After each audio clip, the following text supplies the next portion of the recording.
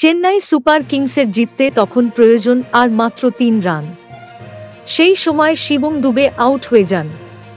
Bat করতে নামেন মহেন্দ্র সিংহ ধোনি। সঙ্গে সঙ্গে গোটা মাঠ চিৎকারে ফেটে পড়ে। ধোনিকে ব্যাট করতে দেখতে পাওয়ার আনন্দে মেতে ওঠে চিপক। গোটা স্টেডিয়াম জুড়ে শুরু হয়ে যায় ধোনি ধোনি চিৎকার। সোমবার ধোনি ব্যাট করতে নামার সময় চিপকে ১২৫ ডেসিবেলে চিৎকার হয়েছিল বলে জানা গিয়েছে। সেই সময় কলকাতা নাইট রাইডার্সের অলরাউন্ডার আন্দ্রে রাসেলকে দেখা যায় দুহাত দিয়ে কান বন্ধ করতে। সেই ভিডিও সমাজ মাধ্যমে ছড়িয়ে পড়ে। ধোনি ৩ বলে ১ রান করেন। জয়ের রান আসে অধিনায়ক ঋতুরাজ গায়কোয়াড়ের ব্যাট থেকে। ধোনি ১ রান নিয়ে ঋতুরাজকে সুযোগ করে দেন জয়ের রানটি নেওয়ার। ১৪ বল বাকি থাকতেই জয়ের রান তুলে নেয় চেন্নাই।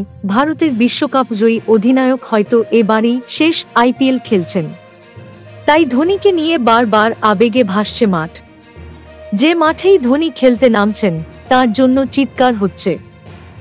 চিপক চেন্নাইয়ের ঘরের মাঠ, স্বাভাবিকভাবেই সেখানে ৫ বারের আইপিএল জয়ী অধিনায়কের জন্য চিৎকার বেশি হচ্ছে। গোটা মাঠ হলুদ জার্সি পতাকায় ঢেকে যাচ্ছে। সেখানে ধোনির জন্য হওয়া চিৎকারে কান পাতা দেয়।